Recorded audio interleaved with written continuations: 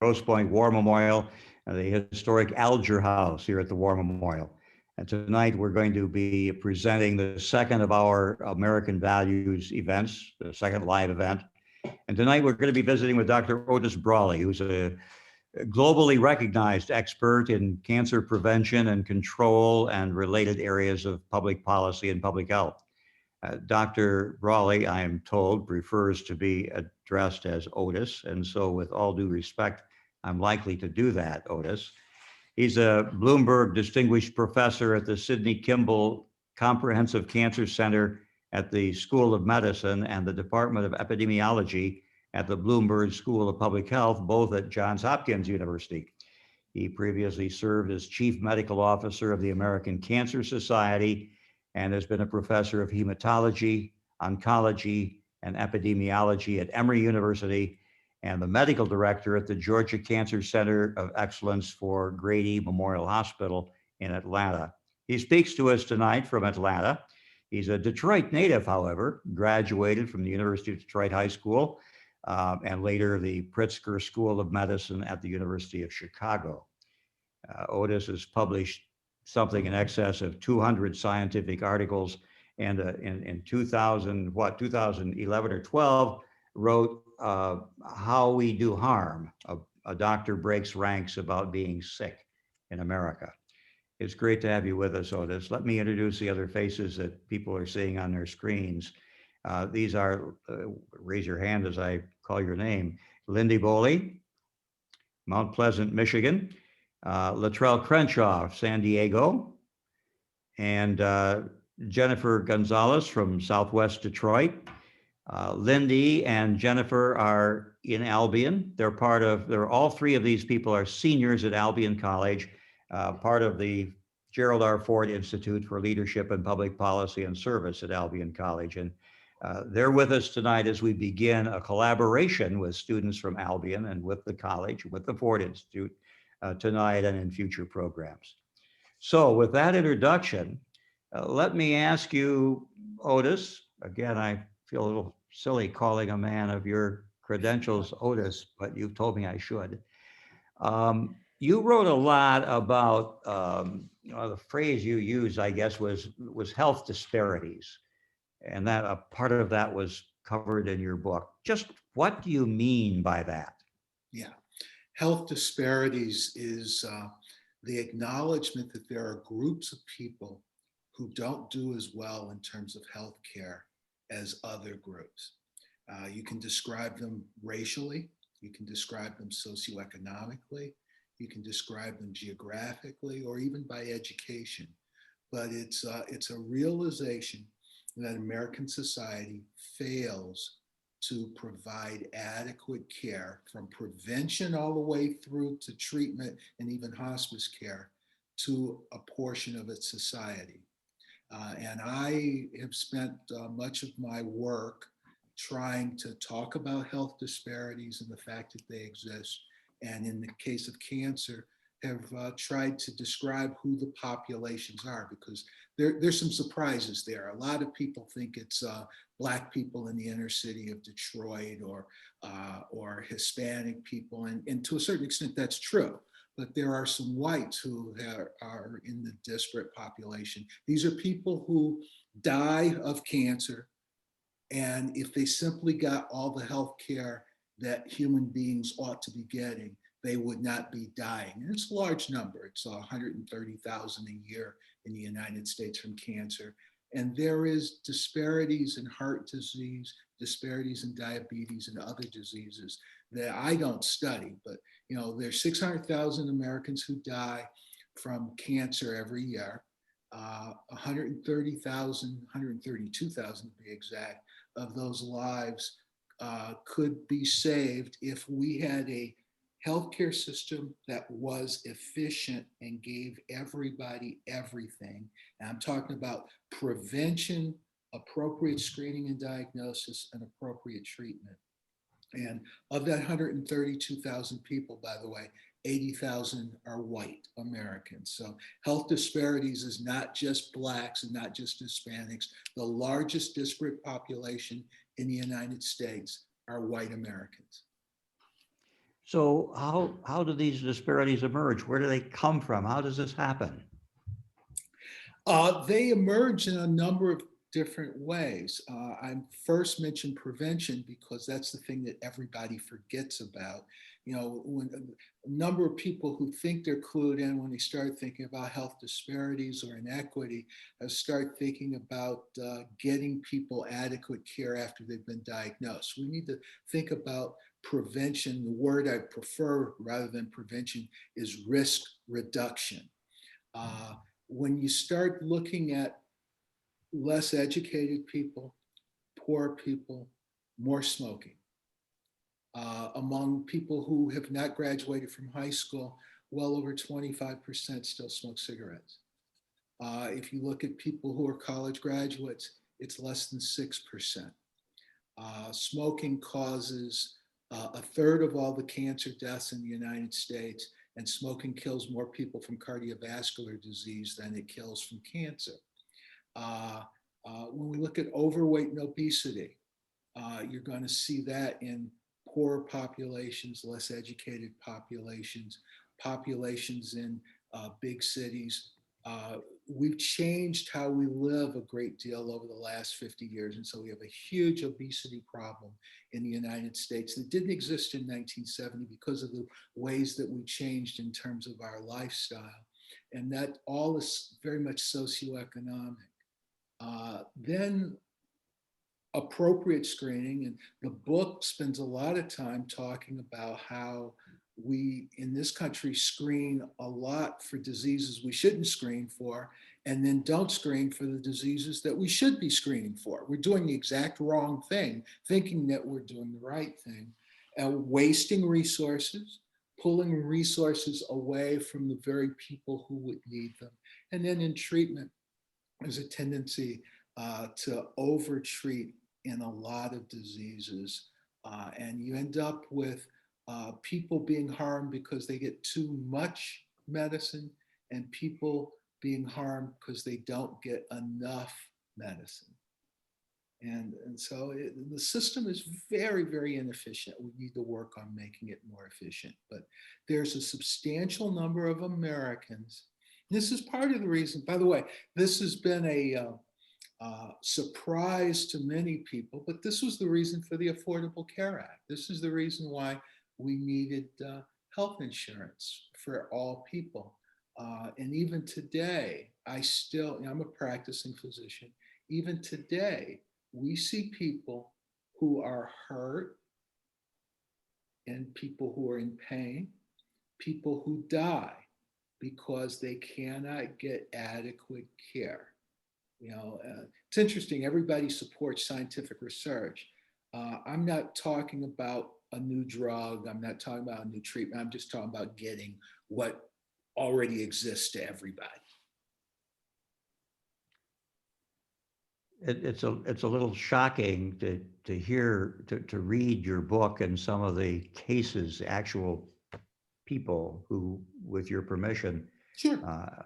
have told their story, or you've told their story. People who were overtreated as a result of screening, and led to a death that was probably earlier than otherwise would have happened. Is it possible that overtreatment causes death? Oh, absolutely. Absolutely. You know, Can you everything give that we us an do. example? Okay. An example that would help us understand that, doctor. Okay. The example that one of the examples that's in the book that I talked about is prostate cancer screening. People don't, when you say cancer, everybody is very fearful, and they don't understand in the United States what's been understood for a long, long time in Europe. And that is that there are prostate cancers that need to be treated and prostate cancers that don't need to be treated. There are prostate cancers, and they happen to be the majority of prostate cancers, that God never intended for the man to know he had. And indeed, if never diagnosed and never told that he has prostate cancer, God's great plan is that he grow very old and die of something totally unrelated. But we have this test called the PSA, prostate specific antigen, and we can diagnose people with prostate cancer. Now, the Europeans have done some wonderful studies where they randomize people with prostate cancer diagnosed through PSA to be watched or to get aggressive treatment. And they watch them over time. And about 20% of the people who are watched, their disease progresses and needs to be treated. And then when you look at 10, 15, 20 years, the proportion who are dead is roughly the same in the watched group versus the treated group. You know, realizing in the watched group, some people end up getting treated because their disease progresses. And so there, by the way, there is an advantage to prostate screening, and there are some men who should be treated. In the United States, we started wholesale screening and treatment in the 1990s. If you recall, you couldn't go to the mall without some health center showing up on a weekend to do free prostate cancer screening. And all those men who were diagnosed were told, if they were diagnosed on a Tuesday, they were told, you need to be treated next week. This was the 1990s. By the way, the first studies that we ever had to show that treatment saved lives were published in 1998. And the first studies to show that surgery saved lives were published in 2003. But we were doing wholesale radical prostatectomy, prostate surgery throughout the 1990s. Today, we have a little bit more civilization. And in the United States, of men who are screen detected, about half are watched and will never be treated. We still overtreat that disease, but we're not over-treating it the way we were 20 years ago.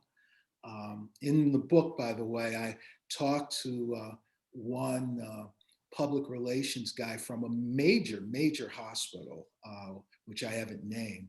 And he explained to me that they didn't know that prostate cancer screening saved lives, but he also explained to me how much money they made off of prostate cancer screening in the business plan. Now you ask, how can people be hurt?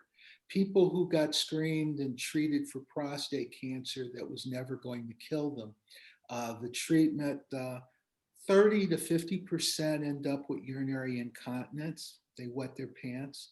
30 to 50% end up with sexual impotence. And 1% of men who get radical prostatectomy die from the operation. And so if you just run the numbers, you realize that there were some guys who had prostate cancer that was never going to kill them, who died from the operation. Now, things have gotten better, partially because science finally realized, people in medicine started realizing this was a real problem. Keep in mind, the Europeans knew it was a problem from the get-go. And we've started developing genomic tests so that now when we diagnose a man with prostate cancer, we can say, Mr. Johnson, you have the kind of prostate cancer and it's the benignish. It is cancer, but it's the good kind. It's the kind that's not going to grow, spread, and kill. We're going to watch you. Mr. Jones, you have prostate cancer and you have a problem. You need to be treated. So we've gotten better.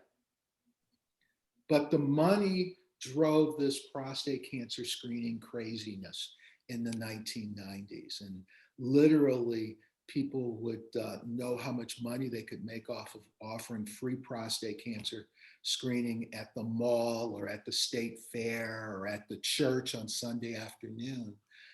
But they couldn't cite a study that showed that screening and treatment saved lives. Didn't exist. Yeah. We're talking with Dr. Brawley, Dr. Otis Brawley from Johns Hopkins, who previously was the chief medical officer at the American Cancer Society. I want to interrupt us long enough to introduce Patrick McLean, who some of you will see on your screen. I mentioned earlier the Ford Institute for Leadership in Public Policy and Service at Albion College, with whom the War Memorial is beginning a collaboration tonight with three of the students from Albion and at the Ford Institute. And Patrick is the director of the Ford Institute. And thank you, Patrick, for helping get this collaboration that you and I have been talking about for several years off the ground, and helping us get Lindy and Latrell and Jennifer with us tonight. And I hope the students, if you have questions, raise your hand and we'll call on you to ask the question that you have in mind. In the meantime, I understand better than I did 20 minutes ago what you mean by disparities in healthcare and how important they are. I think I understand how they exist.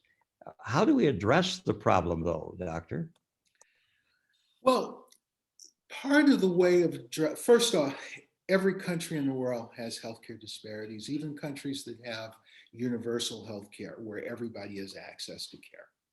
And some of the disparities are due not to things we do at the hospital, it's due to things that we start doing when we're in second or third grade. So, part of the answer, by the way, I have studies to show that some of the most aggressive breast cancers in women in their 50s and 60s are correlated with women who gain a great deal of weight from birth to age 12. So what we feed our young girls actually affects their risk of certain types of breast cancer. They happen to be the more aggressive types of breast cancer when they're in their 40s, 50s, and 60s. Again, we need to start focusing on risk reduction, or some people would say prevention. And that goes to what we feed people. And the feeding rules are not that hard. We need to try to eat 5 to 9 servings of fruits and vegetables per day. We need to try to make sure the calories are not in excess. We need to make sure everybody who does some aerobic exercise. We need to try to avoid obesity. We've in the way we live in this country, we've gone from 4% of our kids being obese in 1970 to 20% of our kids being obese today. We've gone from 15% of adults being obese in 1970 to more than 35, close to 40% being obese today. In certain populations, in Black women, obesity is over 60%. We've got to work on this. And what happened? Why did this happen? We now eat a lot of calorie-dense food. In the United States, food is very cheap. By the way, this is a US problem. This is not a Canadian problem even. This is truly a US problem. We're eating a lot of calorie-dense, cheap food. We live in cities where we can't walk and exercise, or we've moved to suburbs that don't have sidewalks, so we don't exercise. In the 1950s and 60s, every family wanted to have a car. Now every family has 2 or 3 cars. In the 1950s and 60s, someone would walk to a grocery store and walk home with some fresh meat and fresh fruits. Today, we go on a Saturday morning and fill our SUV up with all kinds of calorie-dense food that is processed, and we bring it home. We bring it home to these beautiful refrigerator freezers. And you and I remember the refrigerator freezers, an invention of the 50s and 60s. People even in the 60s still had icebox, but now we have these beautiful refrigerator freezers, and we have microwaves, and we don't sit down as a family and eat slowly so that we can fill up and have satiety. You gobble all the food down and satiety comes later. We eat very fast. Our ways of living are conducive to obesity. Now, by the way, the 3-legged stool, too many calories, not enough exercise, and obesity. That 3-legged stool, it's not just obesity, 30% of all cancers in the United States. Tobacco is 33%.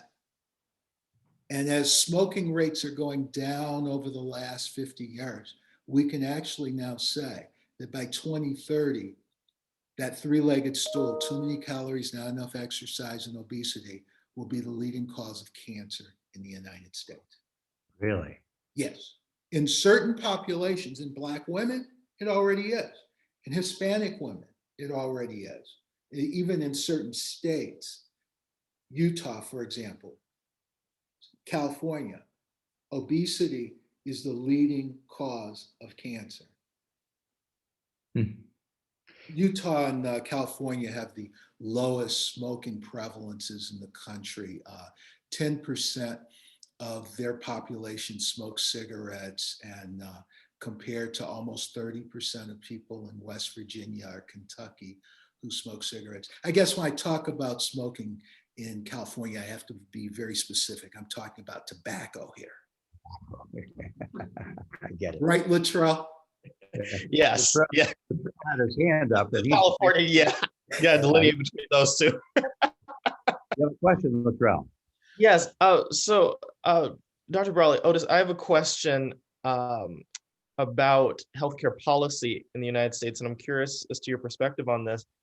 In terms of the public discourse on healthcare, we talk a lot about structure in terms of should we move towards more of a universal system versus sort of the mixed system we have. But do we think too much of healthcare policy in the United States as sort of a blunt instrument where if we just fix the structure in terms of if we change from X system to Y system, it will solve some or all of our disparities and all of our problems, rather than thinking of healthcare as more of a comprehensive issue that affects education and lifestyle, things like that, other policies that encompass healthcare? Well, the Affordable Care Act, which is now 11 years old, and full disclosure, I had some influences over writing it. The Affordable Care Act stressed not just getting people health care after they've had the heart attack or after they've realized that after the woman's realized the lump in her breast. The Affordable Care Act has a whole bunch of stuff on prevention. All screening tests that have been approved by the U.S. Preventive Services Task Force, no deductibles. Some efforts at trying to improve people's health in terms of diet and exercise. Those are the sorts of things we do. Now, there's certain populations that are less sophisticated, and you're going to need more intensive navigation in order to learn to do those sorts of things. And especially on the risk reduction side, they work best when they start from really from conception. I used to say from birth, but again, we've got data to show that what a pregnant woman eats actually affects her child's risk of certain cancers when the child happens to be 40, 50, 60 years old. We do need to stress this prevention, and our system is too much geared toward finding people who are ill and treating them, or treating people once they're ill. You know, many of the people who argued against the Affordable Care Act said everybody who has cancer gets treated. Well, Otis wants to find the cancer when it's curable instead of when it is still treatable but not curable.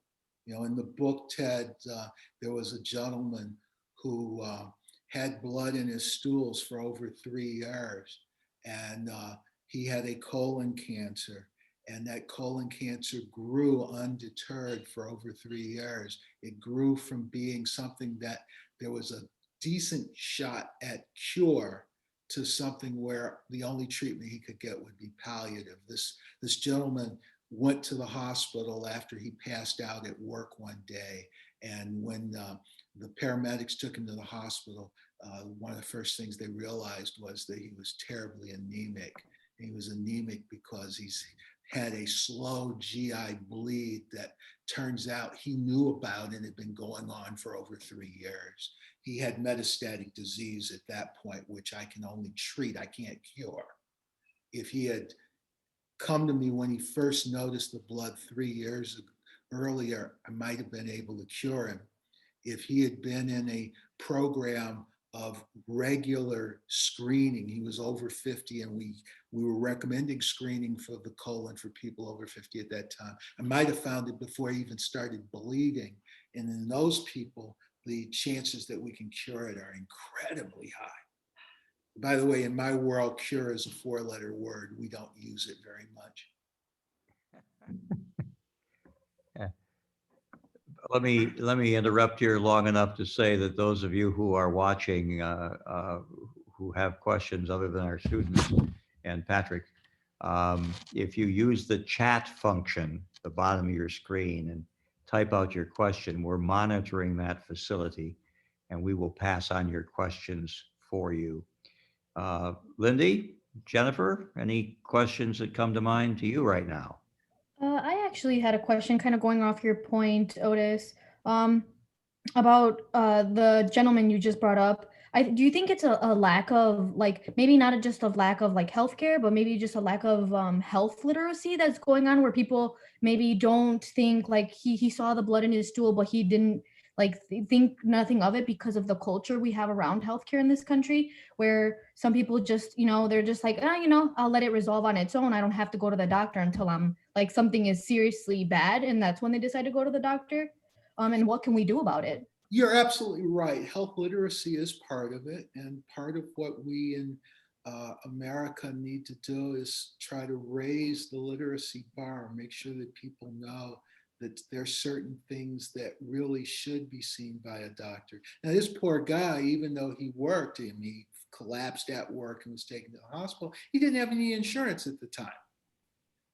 And so he was faced with I have blood in my stools, but I can't do anything about it.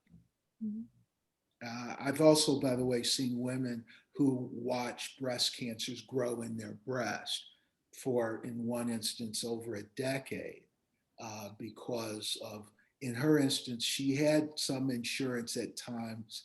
She had some denial. There's with women in breast cancer, you sometimes hear, if my husband or my boyfriend finds out I have breast cancer, they will leave me. I've heard, if I tell my family I have breast cancer, they will give me my food on a paper plate. That's what they did to Aunt Susie at the family reunion, because nobody wanted to catch breast cancer from her. And then, yeah, so you're right, health literacy is a problem. The other one that's famous is when Aunt Susie was diagnosed with breast cancer, she died in 6 months. I don't want to die in 6 months, therefore I'm not going to get diagnosed. So you're absolutely correct. Health education is its own specialty, and it's something we don't do very well in the United States. Lindy? So as a future healthcare practitioner, and for those of us going into that field, what is your best advice to be better practitioners? Humility and learning the facts. Some of what we got into in the prostate cancer screening wars of the 1990s were people who met well, who really couldn't think very deeply because they just accepted everything that's been said in medicine without questioning why. And this has happened time and time again. I'm writing a book now on the history of health disparities. And when we look back at things like the Tuskegee syphilis trial, which I think has been grossly misunderstood, there was a Black nurse named Lucille Rivers Lowry who kept all those men in the trial, and she definitely thought she was doing the right thing, but she failed. And culturally, back in the 1930s, this would have been almost unheard of for somebody to question, what are we doing? What the hell are we doing? Sometimes people in public health and people in medicine need a little bit of courage and need to ask questions and break out of the traditional stereotypes. A lot of things in medicine are done purely because people have done them before. And we've gotten into really crazy things. There are things that we've done in medicine for 80 years where no one asked, Why are we doing it? Does it work? Or is there something better? The example I would give you is from 1896 until the late 1970s, the Halsted radical mastectomy was the operation of choice for women with breast cancer. And that's removal of the entire breast. In the OR, you can count ribs. You go all the way down and count ribs. You go up into the armpit to the third level of lymph nodes. Every woman who got this operation was unable to raise her hand above her shoulder. Every woman who got this had swelling in her arm. We call it lymphedema, and of course, the deformity on her chest. We did that because in 1896, Dr. Halsted said that's how you treat breast cancer. And in the 1970s and early 80s even, doctors were still saying that's how you treat breast cancer. And you say, why? And I actually had this happen when I was a medical student. Well, Dr. Halsted was from Hopkins, so he must have been right. But it was 1896. The thing is, you have to realize technologies evolve over time. A brave surgeon named Bernie Fisher at the University of Pittsburgh ultimately did a series of clinical studies in the 1960s and 70s that showed that just removing the lump and radiating the breast is equivalent to the Halsted mastectomy. Also equivalent is just removal of the breast, not doing all of that other surgery. Decreased the morbidity of breast cancer treatment dramatically. But that's an example of where we in medicine were hard-headed and did things for years purely because we had done things for years. And I can give you 20 different examples, but in public health and in medicine, you need to ask questions. Why are we doing this? We talked about U of D High, the University of Detroit High School earlier. Richard Polakowski was a Jesuit priest there. He's gone now. But when I went to medical school, he called me up and he said, I want you to remember there are things that you know, things that you don't know, and things that you believe. And doctors have a really bad habit of confusing what they believe with what they know. And that's a good lesson for all of us. Long-winded answer. I'm sorry, Lindy. That's okay. That was a good answer. Thank you for that. And I had written down, because I read your book and I read about what do you know, what don't you know, and what do you believe, going back to your days at the High, UD High in Detroit. And I was waiting to bring up those three touchstones, and you got there all on your own. Yeah. And that resonated with me. It seems to me that's very important, to not confuse what you know with what you believe, and what you believe with what you know. Yeah. By the way, the second part of that is question what you know more than anything else. Always ask questions, but question what you know more than anything else. I liked your throwaway line in your TED Talk of 10 years ago, your Med TED Talk, about what research means. It's called research because you have to keep going back over and over searching for the truth. Keep searching, researching, right? Questions. If you have questions at home, you can use the chat function of Zoom. Go to the bottom of the screen, click on chat. You can type out your question. We're monitoring there and we'll be relaying your questions. Before we go further, Patrick, anything from you? Patrick McLean from the Ford Institute.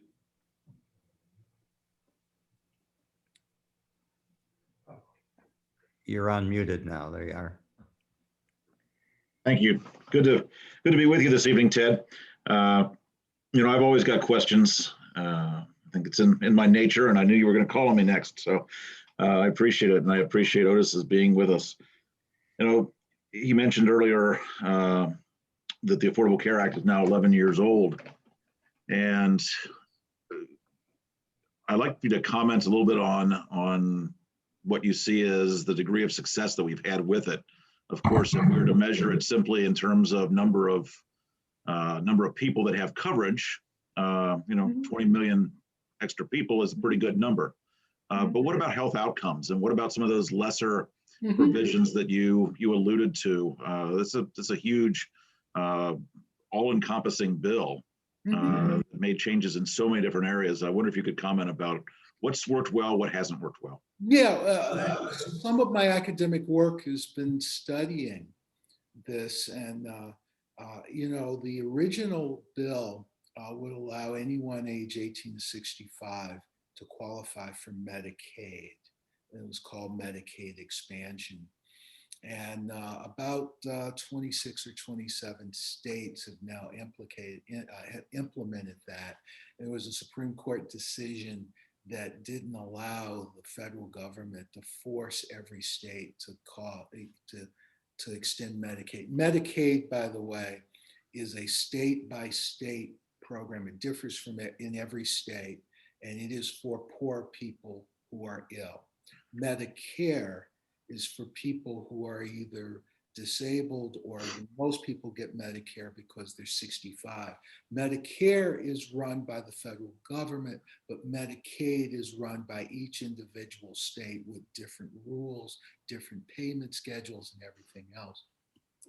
And so the end result of that Supreme Court ruling was people in about 24 states don't have access to Medicaid when they're 18 to 65. And in those states, we're talking about 10, sometimes up to 20% of the population not having any kind of health insurance today, despite the Affordable Care Act.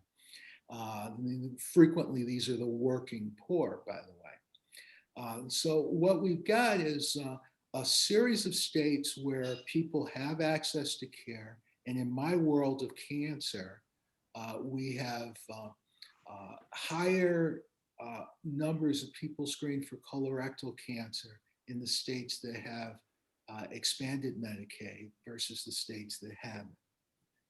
It takes a while for someone to develop colon cancer and die, but we would look at the data now and project that in many of the states that did not expand Medicaid, we're going to have more colon cancer disparities versus the states that did. Same for breast cancer. And indeed, we're going to start talking, and we're starting to see this in diseases other than cancer, diseases like diabetes or heart disease, where the time from onset to death is shorter. We're starting to see, people used to talk about black-white disparities. People used to talk about disparities, rich, poor. We're starting to talk about Massachusetts versus Mississippi. It's very interesting. The states that did not expand Medicaid are red states, especially red states in the South. And the states where we're starting to see greater disparities are those very states. And we're starting to see declines in the disparities elsewhere. For example, a lot of people used to talk about the black-white breast cancer disparity. Well, now we literally, just looked at this morning, we have 11 states in the United States where the white breast cancer death rate, that's the risk of a white woman dying from breast cancer, is now greater than the risk of a black woman in Massachusetts. Massachusetts, by the way, is the state that we study the most in terms of healthcare reform, because they had Romney Care, which started a few years before the Affordable Care Act. And I'll tell you a dirty little secret. The Affordable Care Act that was passed, and remember, we didn't get the exact bill we wanted because Ted Kennedy died. And they had to force the House to approve what the Senate had already passed. The current Affordable Care Act is a plagiarism of Romney Care. It was given to us by a Republican. So every time you hear Republican senators and congressmen and politicians criticize the Affordable Care Act, I want you to remember it was given to us by a Republican. And if anything, they should be accusing the Democrats of plagiarism. Yeah. Now, actually, there was a very conservative think tank in Washington that developed the current Affordable Care Act, and Romney picked it up and instituted it in Massachusetts. But Massachusetts is one of the states that is the small. You still have disparities, but the disparities are small. That's it. Interesting. Questions? I have one. I've mentioned earlier your TED Med talk from about 10 years ago, which was around the 40th anniversary of Nixon's signing of the National Cancer Act of 1971. And at the time, I thought, concisely but accurately described what we had learned and how much progress we had made in that 40-year period. So my question of you is, 10 years from that anniversary, coming up on 50 years this coming December since the National Cancer Act, what more have we learned? Have we made progress in that 10 years? Sure.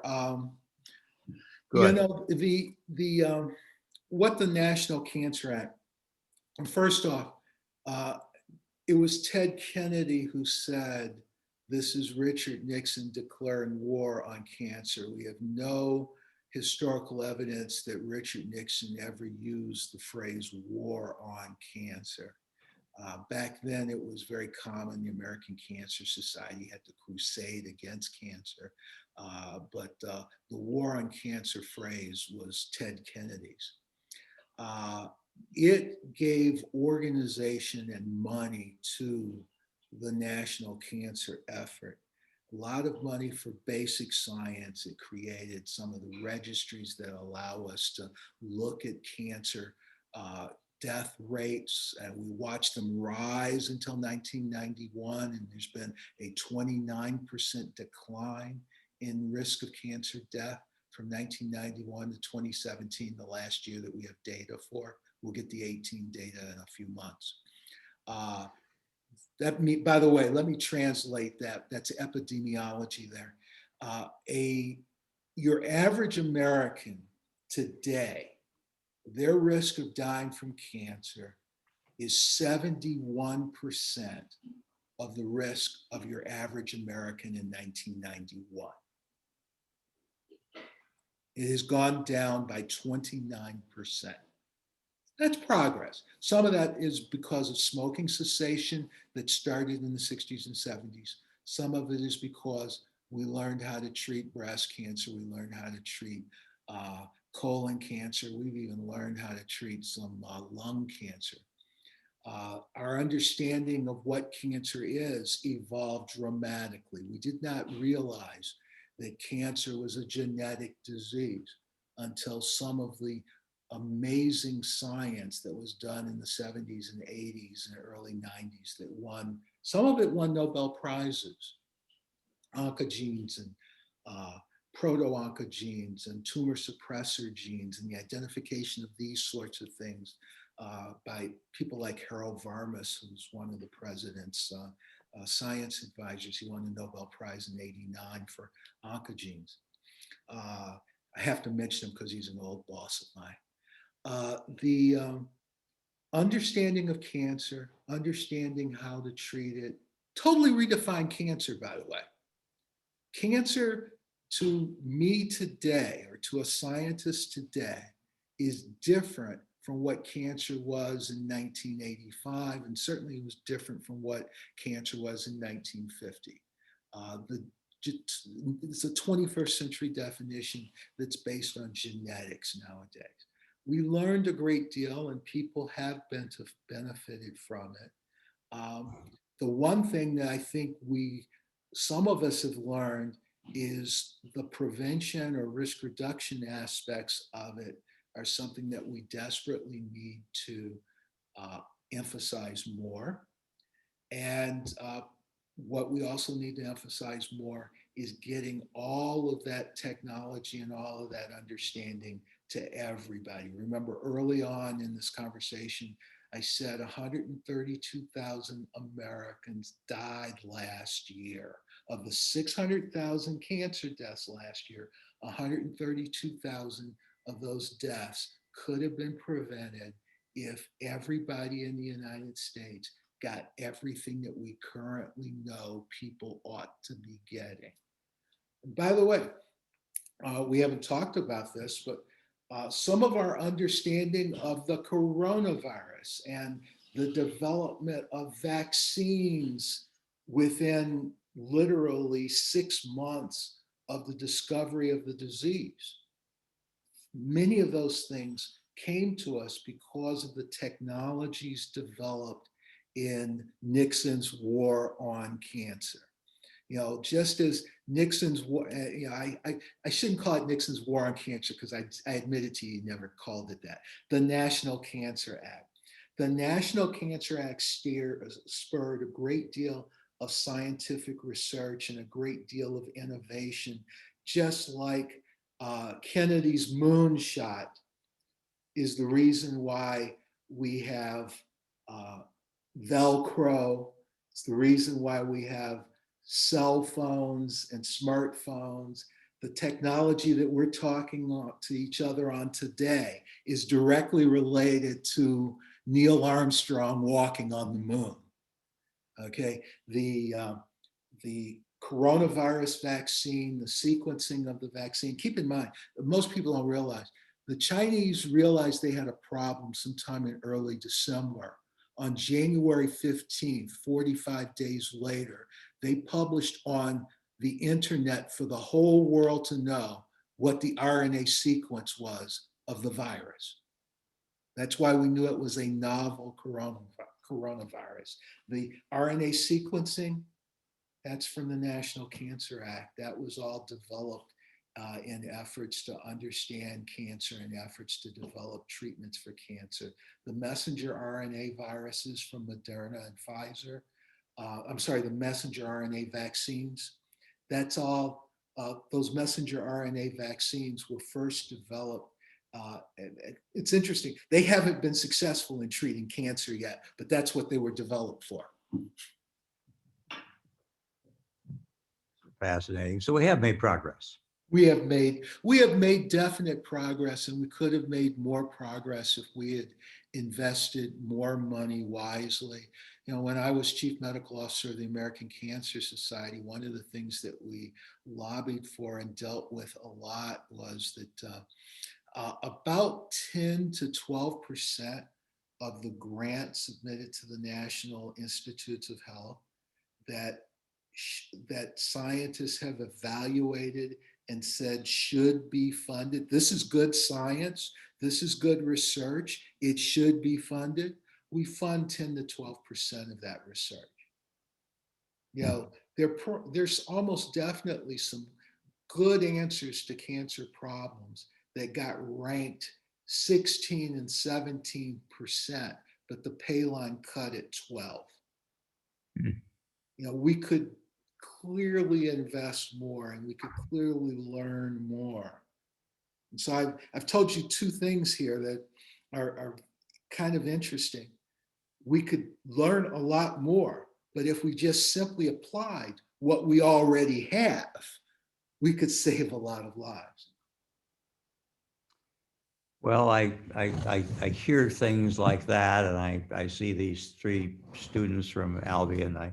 Especially Jennifer, who's interested in public health as a career, going on to graduate school after Albion for that. And I have high hopes that when I ask somebody, and maybe it'll be Jennifer, say we've just passed the 60th anniversary of the National Cancer Act. What progress have we made since that night when we talked to Otis? And I think we'll like the answer. Do you, Otis? I do. You know, just when I went into oncology in the late 1980s, early 1990s, we used to joke about, it was a terrible joke about how the drugs didn't work. And the surgeons especially used to pick on the medical oncologists and tell us that, you know, the most effective drug that we prescribed was morphine for pain. And all of a sudden the drugs are starting to work. In my own field, I do a lot of metastatic prostate cancer treatment. We've gotten a series of drugs recently. And even in lung cancer, which was for the longest time thought of, lung cancer and pancreatic cancer have been thought of as the hardest cancers to treat. We're starting to see people. I met a man just earlier this week who told me he's had metastatic lung cancer for 7 years. That we didn't see people who had metastatic lung cancer for more than 2 years, just 10, 12 years ago. But some of the immunotherapies, some of the targeted therapies that have been developed in the last 20 years, they're actually working. It's a really exciting time to be in oncology. As a matter of fact, the internal medicine residents have discovered this. When I came through, they were all going into gastroenterology or going into cardiology or pulmonary intensive care. Now, all of a sudden, everybody wants to be an oncologist. It's a nice place to be right now. I'm glad there are people there. Lindy has a question. You're muted.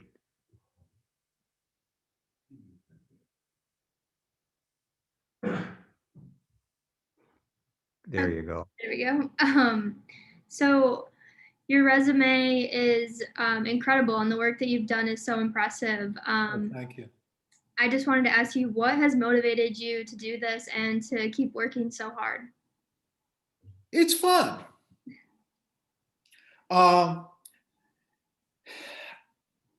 Let's go back to I think they have finally modified this, and this is a good thing. The Jesuits used to tell us that we needed to be men for others, and hopefully they're now saying men and women for others. I think all of us, our highest calling is to do things for other people. I happen to be very fortunate that the work that I do is quite interesting to me and a lot of fun. And so I'm very fortunate for that. And I hope everybody can find something that they can do that they enjoy and something that they can do that actually hopefully does make things better for other people.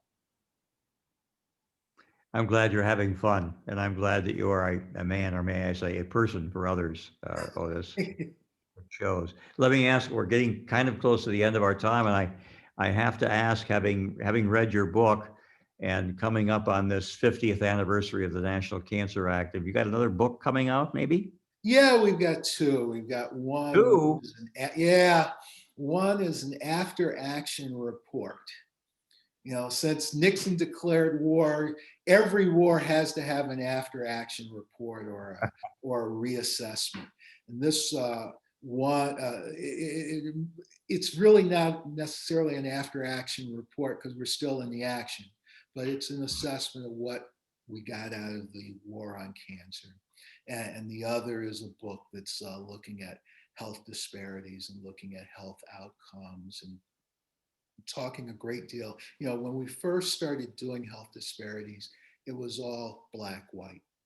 And that's still a problem. But we're starting to learn more and more and define health disparities in ways that are very different from what was originally thought of 20, 30 years ago. Genetics has also helped us understand that there's very little difference between you and me because my skin is dark and my nose is broad. And the genetic definition of life has become very, very important, but it's actually helped to define populations and outcomes a little better for us, or realize it's something that we ought not worry about as much on a medical level. Great. Last chance for my friends from Albion College for questions. Any? Luttrell, you're absorbing all this, I know. Jennifer? I do have a question. It goes back to kind of what you were saying about the advancement of technology and what we've learned.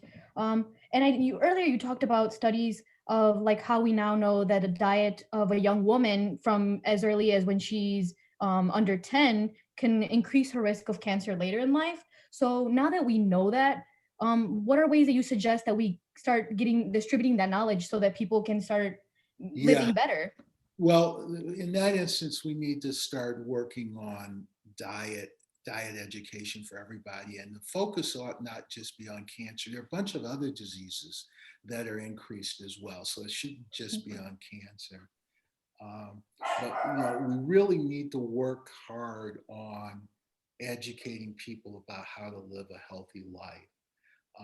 Now, I understand that somebody had asked a question earlier, if we have a second, about increased amounts of cancer in certain populations, like in Grosse Pointe. This reminds me of the Long Island Breast Cancer Project, which is a huge waste of money that I participated in. It was forced upon us by Congressman Schumer and Senator Schumer and Senator D'Amato. Senator Schumer's still around. The issue was Long Island had the highest incidence, not death rate, of breast cancer in the country. Now, there were several other areas in New York that had the highest had higher death rates than Long Island, but Long Island had the highest incidence. And they wanted a large-scale, highly public epidemiologic study to show why Long Island had the highest incidence of breast cancer in the country.